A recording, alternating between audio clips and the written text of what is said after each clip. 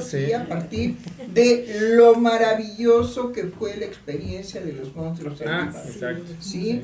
Excelentísimos trabajos, los vamos ahora a pasar por radio, ¿sí? Para todas las personas que no pudieron por alguna razón acompañarnos, seguro que se fueron de paseo. Sí, Eran buenazos, sí. Entonces, muy buenos, excelentes trabajos, discretos. Bueno, el de Anabela, simpaticísimo. Sí.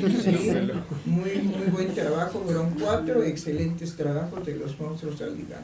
Estamos muy contentos porque estamos viendo que realmente podemos contar ya zonas que se están beneficiando por estos programas y que queremos anunciarles que vamos a abrir una clínica en ¿cómo dicen ahora? Iztapalapa para el mundo. Iztapalapa para el mundo. En Iztapalapa para el mundo, ahí va a haber una clínica, sí, del Centro de Investigación y Estudios Lacanianos, pero esta clínica lo que pretende es atender a personas que no pueden cubrir la cuota que nosotros tenemos acá en el centro, ¿sí? En este lugar donde estamos, pues es AA, es una colonia que tiene un nivel muy alto económico. Ajá. De hecho, por eso está el pabellón. Utopía. Ay, ¿cómo? La utopía, doctora, ¿no? ¿No? Ok, sí, perdón. Estaba pensando en Iztapalapa. No. Sí, pabellón Portal San Ángel. Portal San Ángel. Exactamente, sí. Portal San Ángel. Y pues hacen unos estudios de mercado exhaustivos, sí. Porque si no, no ponen un portal de ese tamaño y una plaza que está concurridísima, ¿sí? Todo el tiempo. Junto está la estación del metro, ajá. Entonces hay una circulación enorme en esa parte de la ciudad, que es el sur ya, es el sur. Sí. Y nosotros nos vamos a ir a abrir en Iztapalapa para el mundo, ¿sí? Es en Avenida 5, o sea, por donde pasa el Metrobús. Es una avenida realmente con muchísimo tráfico y estamos a 1.5 cuadras de la estación 201 del metro 201. Escuadrón 201. Escuadrón 201. Y bueno, pues la gente puede llegar, la gente que ya vive a nuestro alrededor de esta clínica, de esta casa, y también puede llegar de otros lugares por el metro. Por el Metrobús y por Pero bueno, vamos a considerar una cuota que sea accesible para este nivel socioeconómico. Entonces, eso ha dejado los monstruos al diván. Sí. ¿Qué quiere decir? Que pues la gente cada vez más se apoya en el psicoanálisis, no en las psicoterapias, no en la psicología, no en la psiquiatría, sino en el psicoanálisis. Y es que sí, el psicoanálisis le permite al ser humano encontrarse a sí mismo y descubrirse a sí mismo como un sujeto responsable de su circunstancia. ¿A qué me refiero? La vida no se va a acomodar a lo que nosotros queremos. Definitivamente no. Pero lo que sí va a acontecer es que el ser humano, en el análisis, se puede hacer responsable y transformador de su circunstancia. Ahí donde la circunstancia lo coloque, el psicoanálisis lo respalda. ¿Pero por qué? Bueno, pues porque no le están dando a tole con el dedo, no lo están reeducando, no lo están preparando para la sociedad, para que se porte bien, ¿sí? No, sino verdaderamente es un descubrirse. La experiencia psicoanalítica es descubrirse a uno mismo. Ahora bien, no todos los seres humanos soportan el psicoanálisis.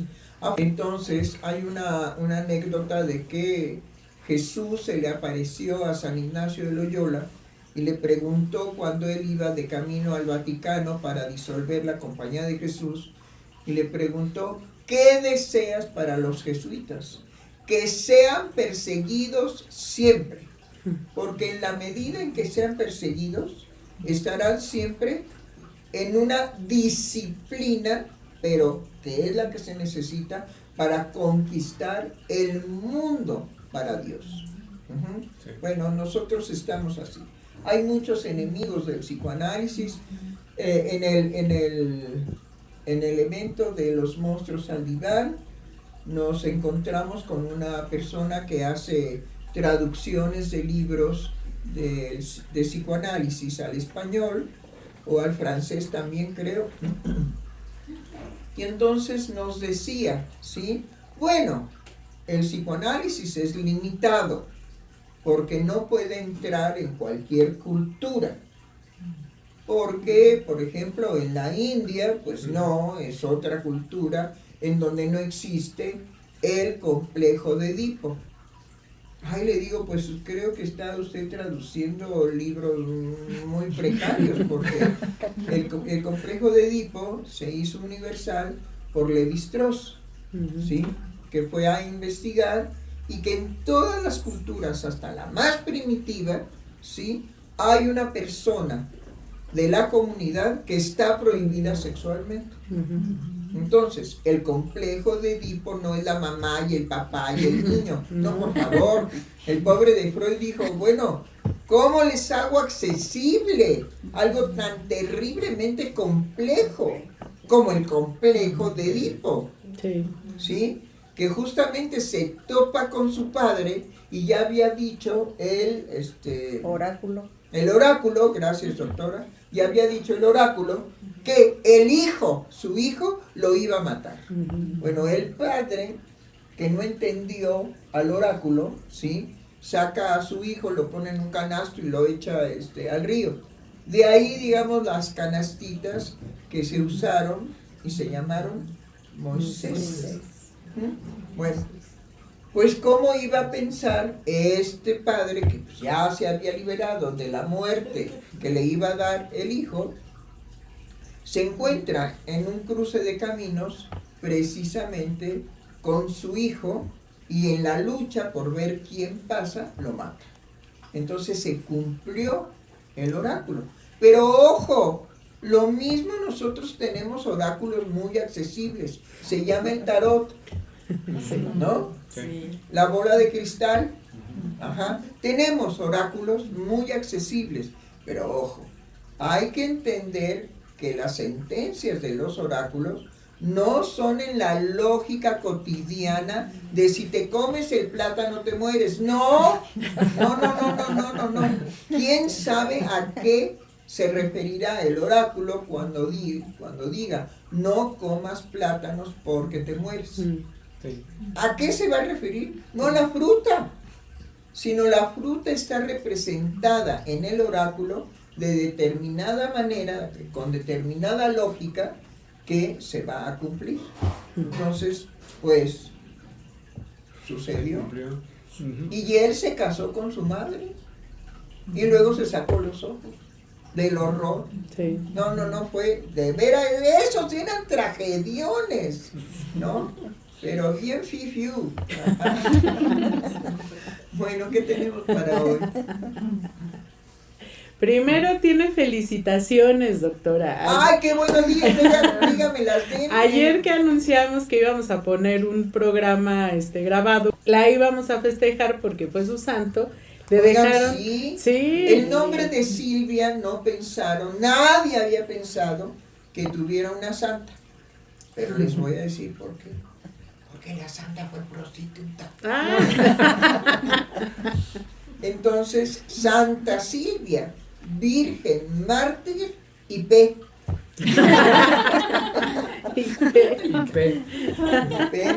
No es cierto, yo estoy inventando aquí, pero como a la gente le gustan las historias fuertes, pues hay que ponerle sal y pimienta al asunto, ¿no? Bueno, pues muchas gracias por las felicitaciones. Sí, nada más le digo, Sam Alfa Alex Le dice: feliz cumpleaños, doctora Silvia Heiser Guerrero. Le envío un fuerte abrazo y le deja una imagen de un pastel con velitas. ¡Qué lindo! Pero le voy a decir, no, mi cumpleaños, espéreme. No. Si se quiere escapar del regalo, no le va a dar. ¿Por qué? Porque mi cumpleaños es el 16 de enero. Este es el santo por llevar el nombre de Silvia. Sí. Nada más es santo. Sí. Y Yesenia García Salgado dice: muchas felicidades, doctora Silvia, es usted muy querida. Ay, qué lindos. También yo, aunque no los conozco o no tengo el gusto, el placer de todos los radioescuchas que nos escuchan a diferentes horas, porque los programas se graban y entonces los escuchan posteriormente, ¿sí? A todos ustedes los tenemos presentes. Sí. May FL dice: felicidades a la doctora Silvia Heiser por su santo, que el festejo le depare gratas sorpresas, abrazos con cariño. Fíjese que sí me deparó grandes sorpresas. Les voy a decir por qué. Porque se nos acabó el mole. Y entonces ya no sabíamos qué hacer con tanto invitado. Pero bueno, el ambiente fue muy cordial, sí, porque precisamente todos nuestros invitados son amorosos y saben que nos puede pasar algo inesperado, y eso no es lo que aguada la fiesta, sino lo que le da un toque. Sí. Y Lili Estrada le deja nada más una imagen de un pastel con velitas. ¡Ay, qué divinidad! Pero bueno, su palabra será siempre mucho más valiosa para nosotros, porque acuérdense, soy enemiga acérrima de los emoticones. Sí. ¿Cómo? Emoticones. No, por favor. La palabra es vida, la palabra. Felicidades, doctora. Órale, nada que me pasé con velas. ¿Eso qué querrá decir? Sí. Solo Dios y manganagre. No. Y hablando de palabra, también comentar, doctora, que en el evento de los monstruos, que se plantea como una conversación, el público también se animó a conversar y fue una conversación muy, muy grata, ¿no? Muy agradable. ¿Y cómo no? Es decir, porque no fue el formato académico de la lectura de trabajos y después hasta el final las preguntas y los comentarios. No. Sobre qué quiso decir fulano de tal, es decir, el teórico, porque ni siquiera es al que está trabajando, ¿no? Sí, no se permite eso en la academia, sino era de viva voz lo que en ese momento cada persona sentía y quería decir. Bueno, los programas son conversaciones, no son académicos, ¿sí? Y también los monstruos al diván no son académicos, son conversaciones. El día del niño, padre, el día del estudiante, el día del perro, el día del gato. No, es que festejamos todo. El día del médico. El único que no hemos festejado es el día del canalla, ¿no? Ese no, pero debe de haber un día del canalla, seguro. Pues si hay la buena muerte o la mala muerte o no sé qué. La santa muerte. Pero la santa muerte, ¿cómo no va a haber un día del canalla? Seguro que hay. Bueno, pero debe de ser secreto. Qué bueno. Que se callen los canallas, no los queremos. Yo quiero comentar, doctora, en el evento me percaté de la mayoría de la audiencia que tuvimos fueron jóvenes que se enteraron por vía internet, por los programas también. Ajá. Y estos jóvenes, muchos tuvimos también de primera vez que venían a conocer y a estar presentes en el evento. Y tuvimos unos colados. Ah, sí, doctora. Unos de Leleya vinieron. Bueno, como son nuestros contrarios, ¿sí? Porque ellos, enseñan el psicoanálisis de otra forma, de otra manera. Es una manera más sesgada, más propia de ellos. Ajá. ¿sí? Entonces les decimos, los colados, vinieron a ver qué, cómo, cuándo, a dónde, porque ya los monstruos al diván tienen 19 años. 19 años, sí. 19 años, ¿no? Sí. Y sí, el ELEYA pues es una institución académica. Sí, Ajá. totalmente. Pero psicoanálisis no. ¿Quién sabe qué psicoanálisis enseña? Pero no, por favor. Nosotros somos estrictos, ¿sí? Y ellos nos pueden criticar y nos pueden sancionar todo lo que quieran, pero nosotros también.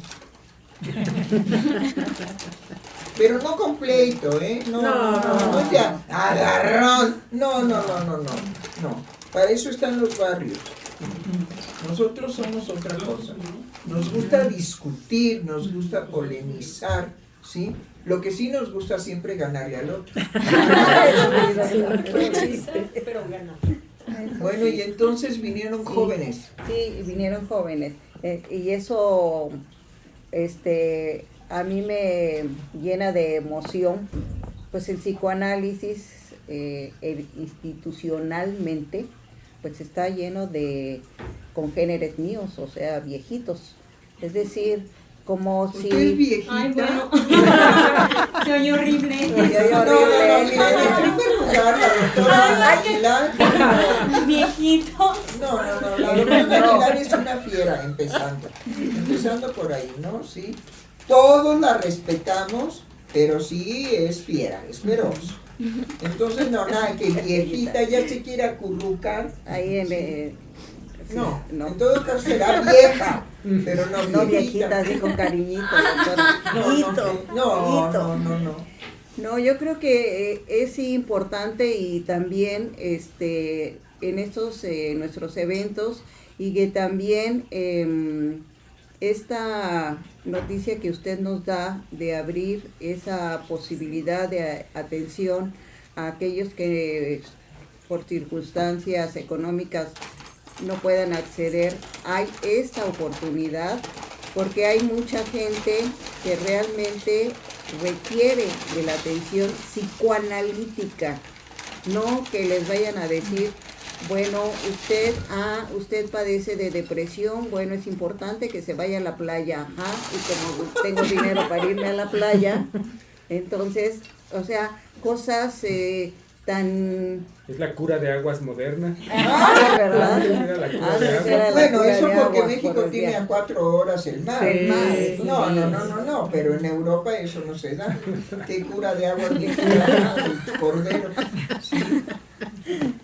Sí, pero creo que aquí en México sí se distingue en los últimos años, al menos yo recuerdo que siempre ha sido el público joven, los jóvenes interesados en el psicoanálisis, ¿no?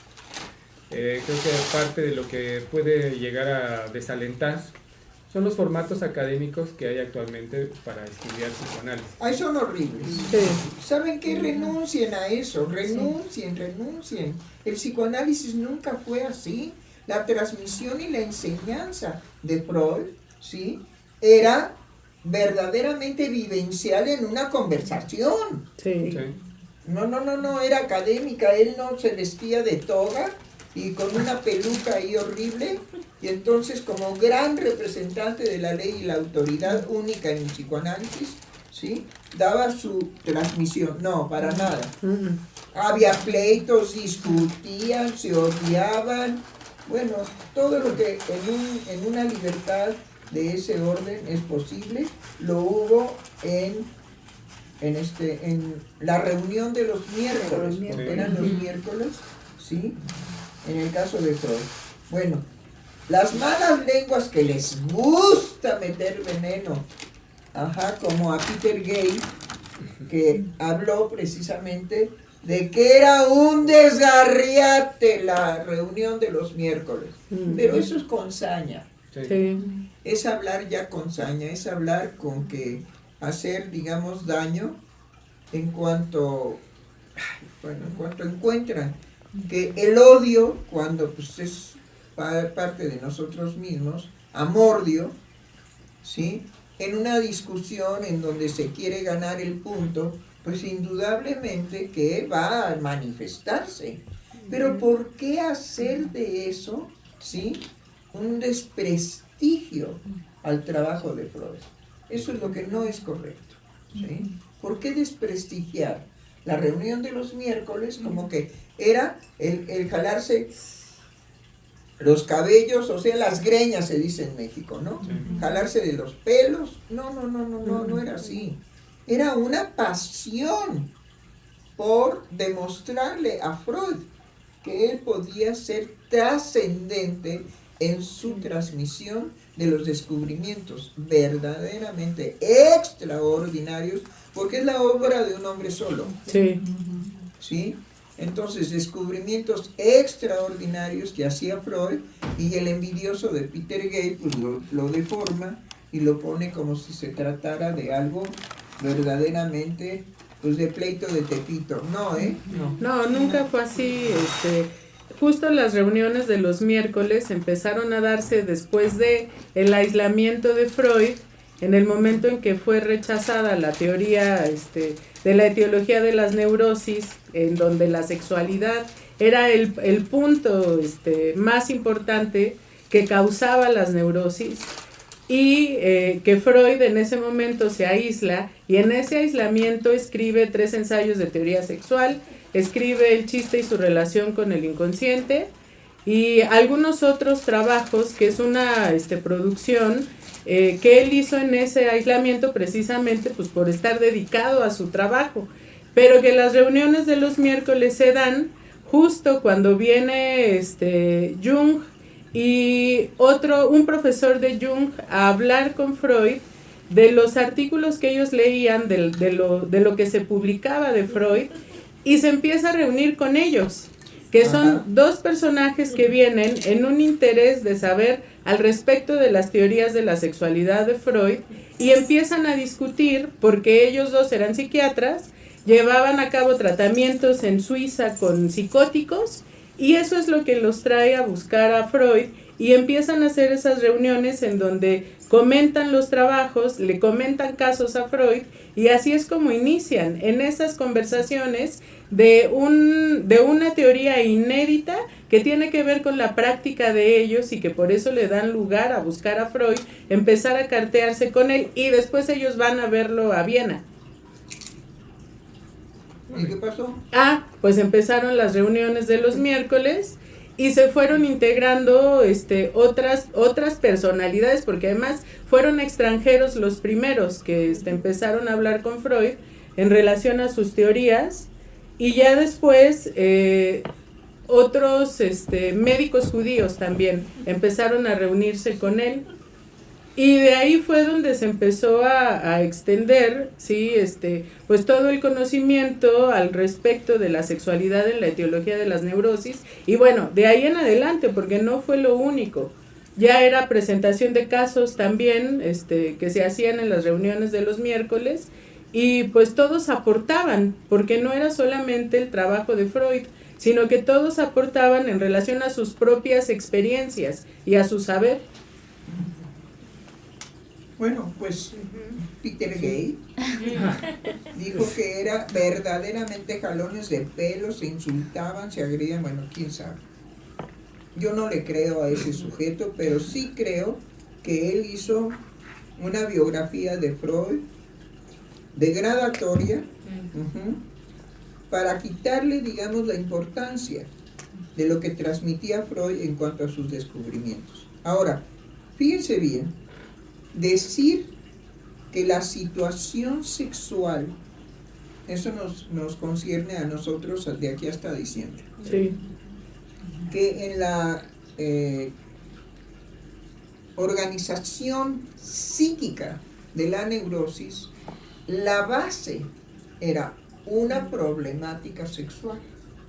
Bueno, eso jamás ningún psiquiatra ni ningún investigador de su tiempo habíase dado cuenta de que ese es el fundamento de la sintomatología después muy aparatosa de la histérica. Bueno, hay casos de histeria que demuestran muy claramente que el origen, el fundamento, la razón para ser histérica o histérico, porque también hay hombres histéricos, es definitivamente un problema, un conflicto, un desarrollo equívoco, torcido. Pues imagínense nada más todo lo que viven nuestros niños que después se van a la calle a tratar de vivir, prefieren la calle que estar con sus padres. ¿Por qué? Porque son golpizas y golpizas por quítame estas pajas. Ajá. O una madre que yo supe que cuando se violentaba, ahorcaba a sus hijos. Y los hermanos estaban muy al pendiente para salvar al que iba a ahorcar el día que se enojaba. Bueno, ante esa situación es muy difícil ver que la mujer, en este caso la madre, tenía un conflicto sexual. Es muy difícil, ¿por qué? Porque lo aparatoso, lo dramático, lo escandaloso de la conducta materna de ahorcar a sus hijos cuando se enojaba, ¿sí? Pues ¿cómo van a ir a pensar ahí mismo en esa situación que el origen es sexual? Pues no, ni en sueños. No. Bueno, pues 3 ensayos de teoría, ¿sí? Sexual lo demuestra. Sí. Entonces fue el libro que más se vendió, no tanto la interpretación de los sueños, pero sí todo este trabajo de Freud al respecto de que el origen de la sintomatología de la histeria es sexual. Ese es el gran descubrimiento freudiano. Bueno, ¿qué más? Pues en un trabajo que estoy leyendo con esto me hace recordar algo que me gustó leer en Freud en relación a la sexualidad infantil, porque lo que él nos dice aquí es que, bueno, algunas críticas que se hacían al psicoanálisis es que cómo podía hablar de la sexualidad infantil si trataba con neuróticos, con adultos neuróticos. Entonces que ahí había una desviación porque como esos adultos ya son neuróticos, pues seguramente los niños, o sea, bueno, en esa infancia que era narrada o las cosas que eran recordadas, pues ya eran diferentes porque se trataba de un adulto neurótico. Y lo que en este texto Freud aborda es cómo en la infancia es el momento donde neuróticos, y ahí los llama sanos, están más cercanos de lo que podríamos pensar, y nos dice que aquellas vivencias sexuales que se han tenido en la infancia, o sea, la única diferencia es que se tramitaron de alguna forma por los que después devienen neuróticos, pero eso no quiere decir que los otros niños no hayan desarrollado, no hayan tenido esas experiencias sexuales. Solo en su constitución van a procesar diferente esas experiencias sexuales infantiles. Pero es decir, ahí lo que hace es, pues sí, demostrar cómo hay una sexualidad infantil que después puede devenir en neurosis o no. Pero pues sí es una diferencia, es una respuesta a esto que se le acusaba de cómo va a hablar de la sexualidad infantil si está tratando solo con neuróticos. Y bueno, ahí también recuerdo que... Bueno, pero es que no conocen el tratamiento psicoanalítico. Uh-huh. El tratamiento psicoanalítico es precisamente no un recordar eventos, no. La concepción que tiene Freud al respecto de la memoria no es la concepción habitual de, recuerdo que, no, sino como es en el psicoanálisis. Vuelvo a vivir, es un volver a vivir lo que se vivió en la infancia. No es un recuerdo. Sino es una vivencia, retorna todo aquello que está en lo inconsciente y en el inconsciente, ¿sí? Representado, guardado, se activa en el momento en que una persona se acuesta en un diván y empieza a hablar o a asociar libremente. Ahí se activan esos recuerdos. Ajá. que está mal dicho recuerdo, pero se activan esos recuerdos y se vuelven por la activación a vivir en el diván. Entonces, la experiencia analítica no es un recuerdo de memoria, no. Entonces, la estupidez que le ponían a Freud en contra de cómo podía hablar de sexualidad infantil si él nada más trataba a adultos. Y bueno, está mal la información que usted tiene. ¿En qué sentido está mal?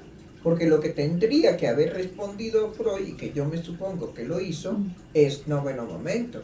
Yo he creado un método de acostar en un diván a una persona, prestarle una cobija y que él tenga la sensación de que se está preparando para dormir.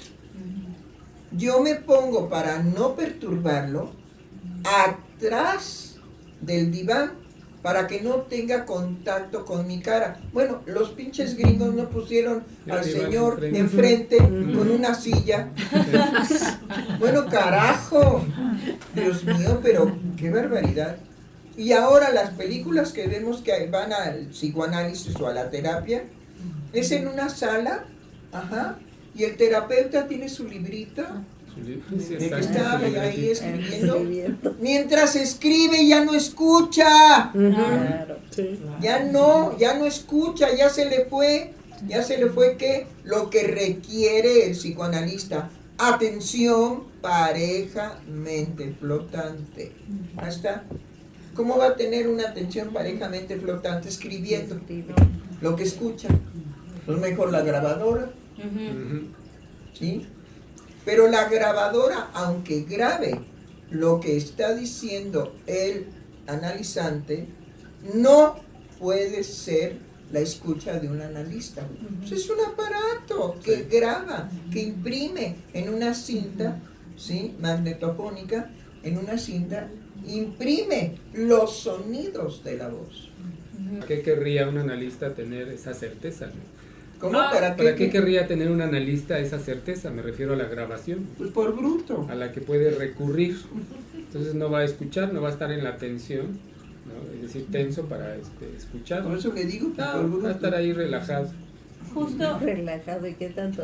Tan relajado. Pues ahí está la grabadora. Sí, precisamente está la grabadora, entonces él no está escuchando. No está comprometido. No, Sí, exacto. por eso necesita ahí su aparato llamada grabadora para que lo supla. Bueno, todo eso se ha dado en el psicoanálisis. Sí. Las deformaciones que ha recibido el psicoanálisis por ser insoportable alrededor de la historia son de ese tipo, de ese orden. Entonces, pareja, mente flotante. ¿Y qué le pasa al adulto? Evoca. Sí. ¿Pero qué más? No, pues. ¡Vivencia! ¡Vivencia! Lo que aconteció hace 20 o 30 o 40 o 50 años. Sí. Lo vuelve a vivir en su análisis. ¿Y qué le pasa al ser humano? Pues viene la depresión, viene la tristeza, viene la somatización. Pero esta somatización no es la somatización cuando está sin análisis una persona, porque lo puede llevar inclusive a la muerte, que una somatización que se da por la vivencia, por volver a revivir, pero que está bajo el control ¿de qué? Del análisis. Bueno. Entonces la información que tiene usted está coja. Sí. Sí, algo también que ahorita cojo? no, que espero que no, recordé es que en ese trabajo encontraba como Freud nos dice, se sorprenderían, está hablando de las teorías sexuales que el niño crea y nos dice, se sorprenderían de encontrar esas teorías en los cuentos y las fábulas que conocemos. Entonces, o sea, ahorita lo recordé porque por el tiempo, o sea, porque no hay un tiempo a que eso que uno imaginó, fantaseó, creó de niño, que pues quizá ni siquiera está en la memoria, tiene una actividad muchos años después, o sea, es decir, sigue operando. Pues justo es la pregunta que se hace Freud, ¿por qué olvidamos? Es decir, el por qué olvidamos lo lleva a toda la reconstrucción y la construcción, la creación de esa dinámica psíquica que permite que algo que esté olvidado siga operando en la vida de los sujetos. Sí, pero en la vida inconsciente de los sujetos. Claro.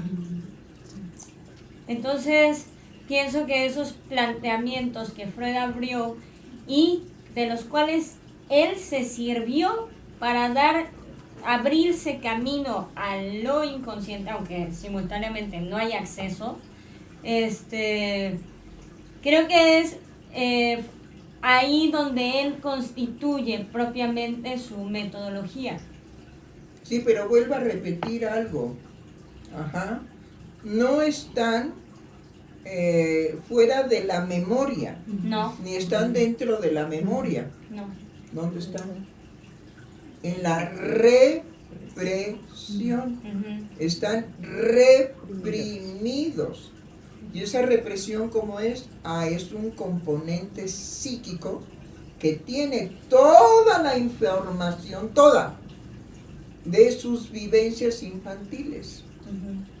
Cuando en la asociación libre las revive, las puede revivir porque están reprimidas, no olvidadas. Exacto.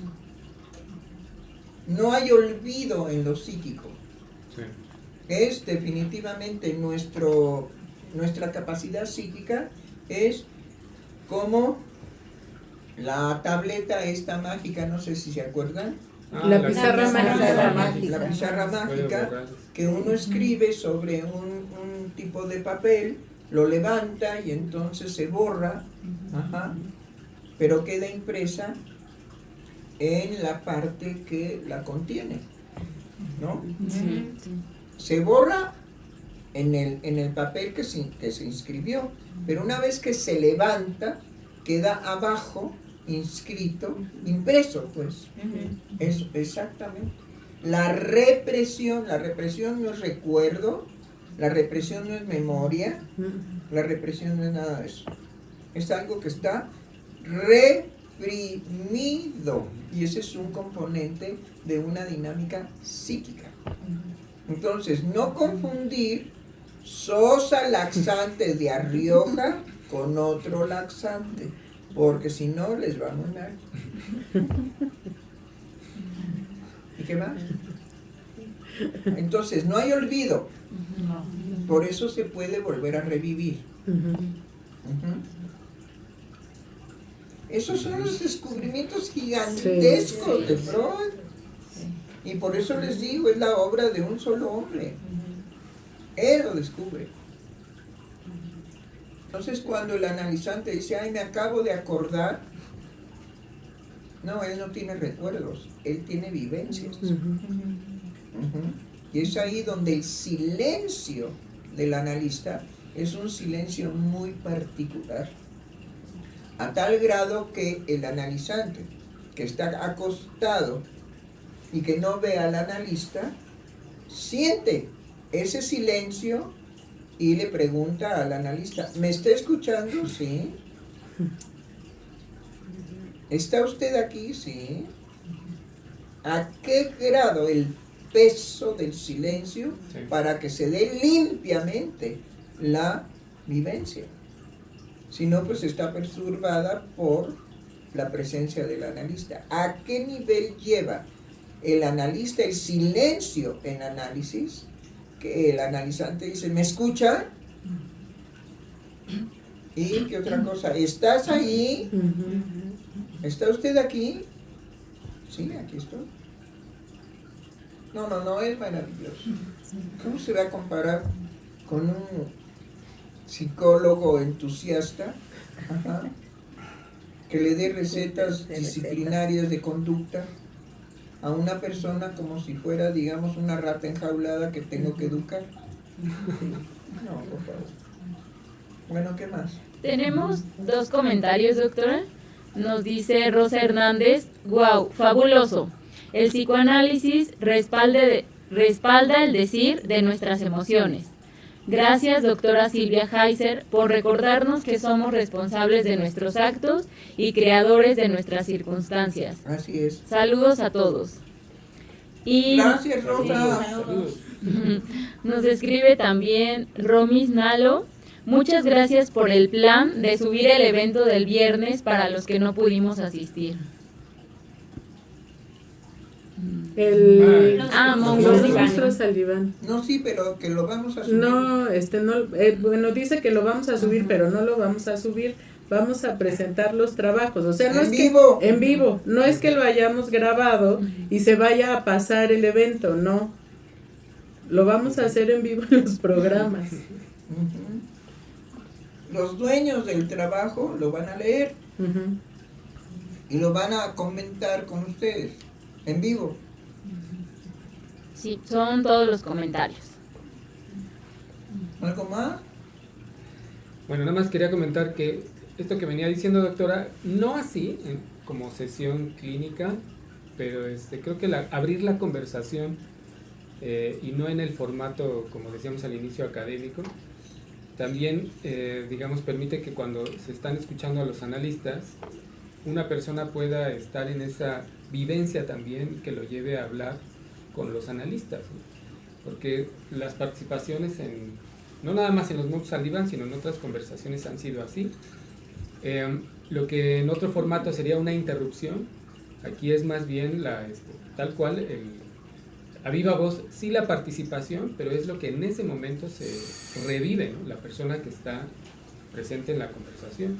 Creo que eso es lo bello de cómo los analistas que estamos frente a las conversaciones, también estamos bueno, por supuesto, en la disposición a escuchar, ¿no? Ujú. Porque es en ese momento lo que va a decir la persona que está presente en la conversación y que nosotros definitivamente no lo podemos calcular, ¿no? No. Pero es escucharlo porque, bueno, Por eso es una disciplina muy fuerte Ujú. que lleva a cabo el Centro de Investigación y Estudios Lacanianos. y que ¿Por qué? Porque no tiene su conferencia No. preparada y corregida y aumentada, no. sí, exacto. Ujú. Sí, y ¿Qué que, decía y que usted? justamente el trabajo que se hace o que escribimos muchas veces no es, puede ser incluso modificado por el momento, También. es decir, de vivencia, por cómo viene, digamos, pues la participación del público y el ánimo del público en ese momento, ¿no? Así es. Creo que en los monstruos eso a mí me fascinó porque estaba, ¿cómo decirlo? Creo que el ánimo era de conocer lo monstruoso, ¿no? El tema finalmente. Pero había... Es muy interesante conocer lo monstruoso Sí. en relación a la sexualidad. Exacto. Exacto. Eso es lo que ha sido todo este trabajo. Sí. Ujú. ¿Qué relación tiene lo monstruoso con... Y es la única sexualidad? Sí. ¿Por qué? Pues porque la monta del león sobre la leona, pues no es un acto sexual humano. ¿Qué es? Un instinto. ¿De qué? De reproducción. Nosotros no tenemos instintos de reproducción. ¿Qué va? Ya los hombres en la actualidad no quiero hijos, ¿eh? Ujú. Yo no quiero ser papá, yo nunca me planteé ser padre. No me vengas con rollos. ¿Qué sucede? Ay, pues me embaracé. ¿Pero cómo, carajo? Así. ¿Y bien? ¿Quién era? Ah, que se estaba tirando el agua. ¿De De dónde? aquí del patio. ¿Se estaba tirando? Sí. La dejaron abierta. Ah, ok, gracias. Y bueno, también animar al público radioescucha, doctora, que también por eso estamos siempre a la espera de sus comentarios, que son en vivo, ¿no? Y que también en otras emisiones, a lo largo de los años de las transmisiones de Freudiana Radio, pues nos han hecho trabajar, ¿no? Es decir, el trabajo ha sido también muy lindo, muy padre, porque es en ese momento lo que una persona, un radioescucha, puede poner en juego su palabra, y acá es muy bien recibida. Pues no, hemos tenido de todo. Hay gente que nos escribe y nos insulta. Ah, bueno, sí. Luego Sí, hay sí, gente sí. que nos quiere educar, Sí, uy, sí. que nos dice, nos mandan recados así todos muy estudiados académicamente, ajá, mismos que agradecemos, pero que lo agradecemos por el interés, Sí. pero ciertamente no andamos demandando profesores, Ujú. ¿sí? Ni que alguien nos enseñe psicoanálisis, no. Polémicas, pero pues en un programa de radio no se abre mucho la polémica, ¿sí? No. Y aquí en México no se usa. Donde hay polémica es en otros países, en México no. Ujú. La gente siempre tiene una actitud de, ay, ¿para qué me meto en líos? Ay, sí. Sí. No, que ¿para qué, estúpido? Pues para transformar el mundo. Pues sí, Nada sí, más. si eso hubiera pensado ¿cómo se llama? El que llevó el grito de la independencia, de ay, ¿para qué me meto en líos si yo soy sacerdote y quiero a Dios? Pues imagínense, aquí estaríamos todavía bajo el yugo de España. Ujú. Ujú. Bueno, ¿algo más? ¿No? No. ¿No? Bueno, pues podemos cerrar entonces el programa.